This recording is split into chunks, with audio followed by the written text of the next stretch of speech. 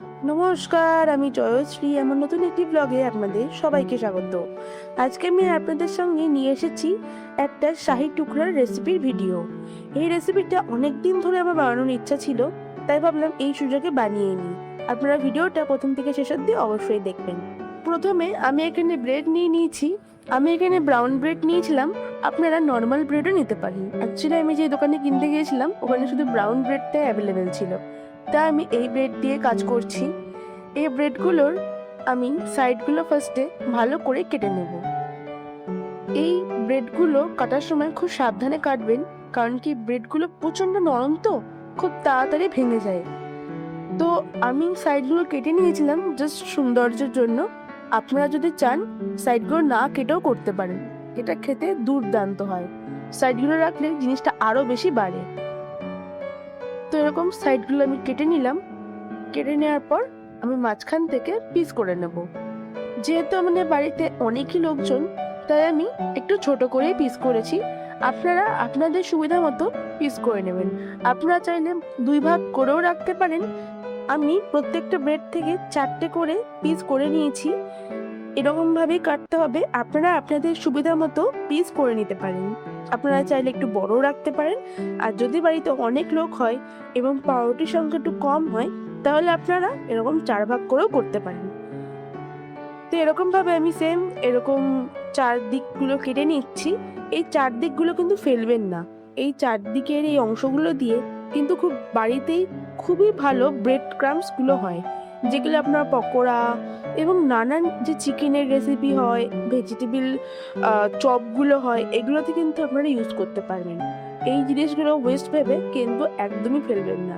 এই ছোট ছোট জিনিসগুলোই আপনাদের অনেক রান্নার সুবিধা করে দেবে। তো আমি এরকমভাবেই দেখুন কতগুলো টুকরো করে নিয়েছি। এখানে আমার প্রত্যেকটা টুকরো করা হয়ে গেছে। কিছু কিছু একটু মাঝখান দিয়ে ভেঙে গিয়েছে। তো অ্যাকচুয়ালি এতই নরম ছিল, সেজন্য কিছু কিছু পিস মাঝখান দিয়ে ভেঙে গিয়েছে। তো তারপরে এখানে আমি দুধ বসিয়ে দিয়েছি।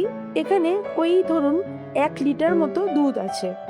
তারপরে আমি ওই 3 টেবিল চামচ মতো এখানে আমি গুঁড়ো দুধ দিয়েছি। গুঁড়ো দুধ দিলে দুধের ফ্লেভারটা খুব ভালো আসে এবং খুব তাড়াতাড়ি জিনিসটা টেনেও যায়। তাই আপনারা যদি ক্ষীর বানান বাড়িতে, এরকম দিতেই পারেন। তারপরে খুবই অল্প পরিমাণ চিনি দিয়েছি। শাহি টুকরায় যেহেতু আমরা চিনির সিরাপে ওইগুলোকে ডোবাই, সেই জন্য বেশি চিনি দেওয়ার প্রয়োজন হয় না। তাই খুবই অল্প অল্প পরিমাণ আমি এখানে চিনি আর গুঁড়ো দুধ অ্যাড করেছি। দিয়ে প্রত্যেকটাকে ভালো করে মিশিয়ে নেব। এরপর আমি দুধের সাথে একটু কাস্টার্ড পাউডার গুলে রেখেছিলাম, ওইটাও এখানে দিয়ে দেব, যাতে দুধের ফ্লেভারটা আরও ভালো আসে। দিয়ে ভালো মতো নাড়িয়ে চাড়িয়ে নিতে হবে, যাতে খুব ভালো মতো দুধের সাথে মিশে যায়। দুধটা যতই টানবে ততই এই ফ্লেভারটা আরও ভালো লাগবে।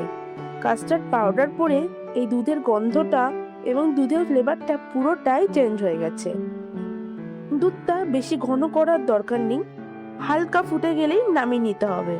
এখানে আমি কড়াইয়ে চিনি দিয়ে দিয়েছি। তারপর দেব জল, দিয়ে একটা চিনির সিরাপ তৈরি করে নেব। চিনির সিরাপটা বেশি গাঢ় করার দরকার নেই, একেবারে হালকা করে রাখতে হবে। আর এখানে আমি ইন্ডাকশনের ওপরই তেল আর ঘি মিশ্রণ করে সেটাকে গরম করতে দিয়েছি। এই দেখুন, এটা কিন্তু ভালো মতো ফুটে গেছে। ব্যাস এইটুকু অবস্থায় এটাকে বন্ধ করে দেব। এই দেখুন, এই যে ব্রেড যেগুলো কেটে রেখেছি সেগুলোকে এবার এর মধ্যে ভেজে নেব। মনে রাখবেন, এই ব্রেড কিন্তু খুব তাড়াতাড়ি তেলগুলো টেনে নেয়।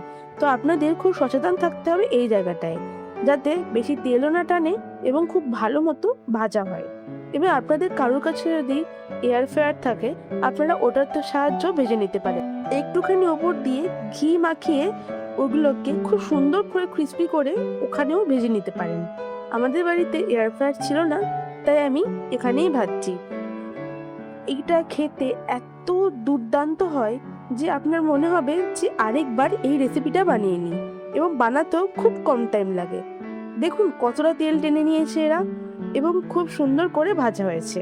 এটাকে যাতে এক্সেস তেলগুলো বেরিয়ে যায়, সেই জন্য ওইটার মধ্যে তুলে রাখবো স্টেনারটার উপরে, যাতে তেলগুলো খুব ভালো মতো ঝরে যায়।